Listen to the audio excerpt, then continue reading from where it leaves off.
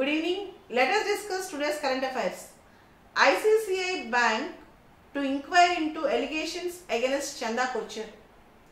As you all know, there is an allegation on Chanda Kochhar that she exerted undue influence of her position and she gave loan to Videocon Group for more than 3,000 crores by expecting something to her husband's company. This is called quid pro quo. QUID, quid, PRO, pro, QUO. Quid pro quo means something in return, and 86% of the loan taken by Videocon Group from ICICI went as NPA, non-performing asset. This raised alarms and all the questions, and now all fingers are pointing against Chanda Kochhar. Next, after 16 days of petrol price hike, petrol price have come down by 1 paise. Petrol price have come down by 1 paise. The Indonesian Prime Minister Joko Widodo and Indian Prime Minister Narendra Modi have flied the kites together, showing a good partnership between India and Indonesia. As you all know, Indonesia is very nearer to Andaman Nicobar Islands, and India and Indonesia forge a strong tie. They have forged a strong tie, particularly to counter China in the circumstances where China is showing maritime aggrandizement, as you all know. The next important article in today's newspaper, before going into the article, recently in May 2018, this month, Cabinet approves National Policy on Biofuels. National Policy on Biofuel. Biofuels like Jatropha, Pongamia, they are environmentally friendly, or preparing a fuel from biodegradable substances. Coming to the point, you all know up to 5% ethanol can be blended in the petroleum, and generally till date ethanol preparation is allowed only from sugarcane. Now from sugar beet or from spoiled potatoes, food waste, food grain waste, or damaged food grains like wheat, etc. Government gave permission to prepare ethanol not only from sugarcane but also from various food products and other products. One thing, it will help farmers to eliminate their wastage not through burning but through recycling of the material. First thing. Second thing, biofuels are environmental friendly. Third thing, we are already oil importing country. We are spending a lot of forex reserves on oil. Now India's dependence on oil can be reduced by using more blending of biofuels with the petroleum. To this end, Indian Cabinet have approved National Policy on Biofuels in May 2018. The policy categorizes biofuels as basic biofuels. Basic biofuels, that is first generation biofuels, bioethanol, biodiesel, etc. Second generation biofuels, ethanol, municipal solid waste to drop in fuels. Third generation biofuels, to enable extension of financial, that if you provide more in financial and fiscal incentives to the biofuel manufacturing, automatically it will come under third generation. So bioethanol, biodiesel already exists in the first generation. In the third generation, providing more incentives and expanding them is more important. And this policy increases the scope. There are basic biofuels and advanced biofuels. Basic biofuels and advanced biofuels. The new National Policy on Biofuels divided biofuels into two categories: basic biofuels and advanced biofuels. Bioethanol, biodiesel are basic. Bioethanol and biodiesel are basic. And now farmers will also get profits and their crop will not go waste. Their crop will not go waste. Expected benefits of biofuels: reduce import dependency on oil. It will reduce import dependency on oil. Number 2, cleaner environment. Number 3, health benefits. Number 4, municipal solid waste management. Number 5, infrastructure investment in rural areas. Infrastructure investment in rural areas. Number 6, employment generation. Number 7, additional income to the farmers. These 7 are the important benefits of biofuels. One is reduce import dependency. Second is cleaner environment. Third is health benefits. Fourth is municipal solid waste management. Fifth is infrastructure investment in rural areas. Sixth is employment generation. Seventh is additional income to farmers. So, National Policy on Biofuels 2018 is very, very important for exam. Apart from this, in today's newspaper we have good editorials and lead articles.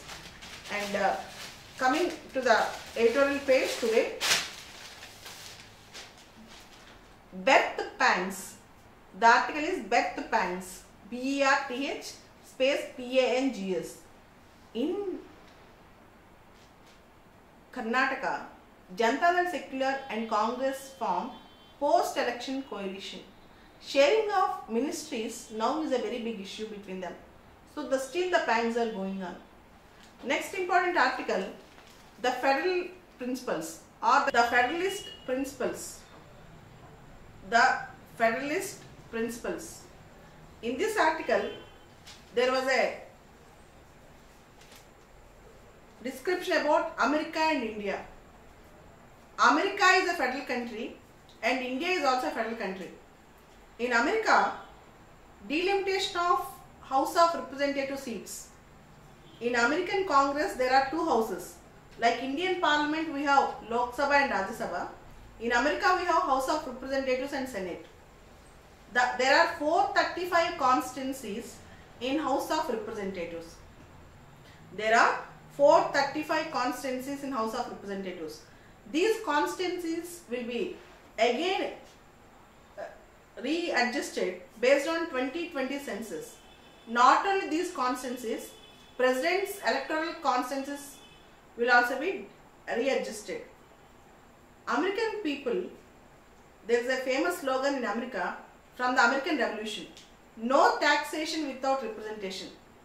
But now, most of the people in America pay taxes without representation. Most of the immigrants pay taxes without representation in American Congress. Apart from that, in America, based on the census 2020 and delimitation, readjustment, it will also affect the federal and local governments in their social welfare schemes, local body governance, etc. And the devolution of funds from central government to state governments also. So all these things play a great role in America. Coming to India, there are 2 important issues. One is the North Indian states like Bihar, Uttar Pradesh, Rajasthan. The North Indian states like Bihar, Uttar Pradesh, Rajasthan, they are overpopulous. They did not actually follow proper family planning measures.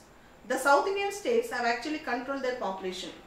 And there are 2 issues. One is the 15th Finance Commission headed by N.K. Singh. In the terms of reference, the devolution of funds from central level to state level, one of the criteria is population. So, if more money goes to the most populous states, then the states which have followed family planning measures, family planning schemes properly, they are being victimized and penalized. This is one contention. The second contention is, if after 2021, after 2026, based on 2021 or 2030 census, if you delimit the constituencies again, based on population, more MPs to Lok Sabha go from North Indian states and less MPs go from South Indian states. That means more representation of North India and less representation of South India. Tomorrow, any acts, any policies, any discussions that are going on in Lok Sabha will get affected by this. North Indian states will have a major say. This is a complaint. So, the federal principles, we are in the verge of hyper-nationalism, either in America or in India. Hyper-nationalism is growing. We need unity in diversity. Nobody can question the integrity of the nation. At the same time, regionalism, federalism should also be properly nurtured. Next important article, in the recent by-elections in various places, many VVPATs, voter verifiable paper audit trials, the machines have not functioned or delayed.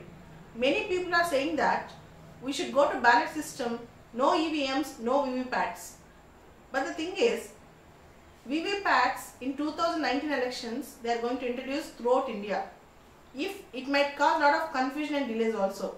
So now Election Commission has to take a call on this issue. Next, 20th anniversary of Pokhran 2.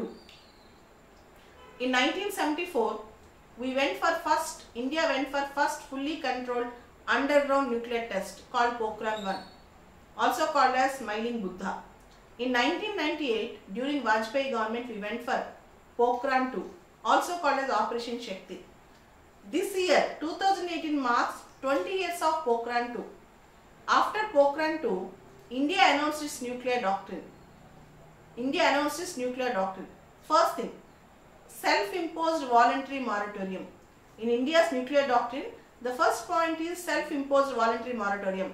That means India has imposed itself a temporary ban.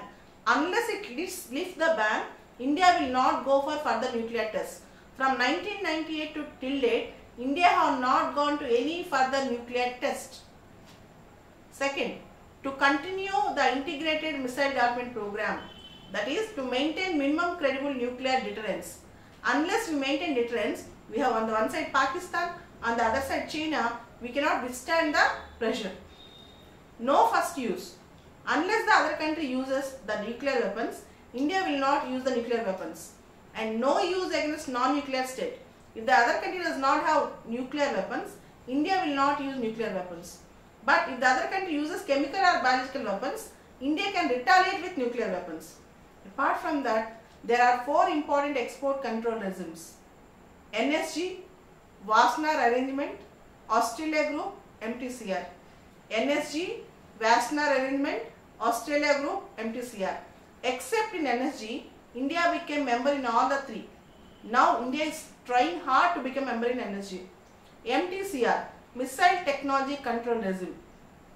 Any missiles with more than 500 kg payload and beyond 300 kilometers, MTCR rules will apply.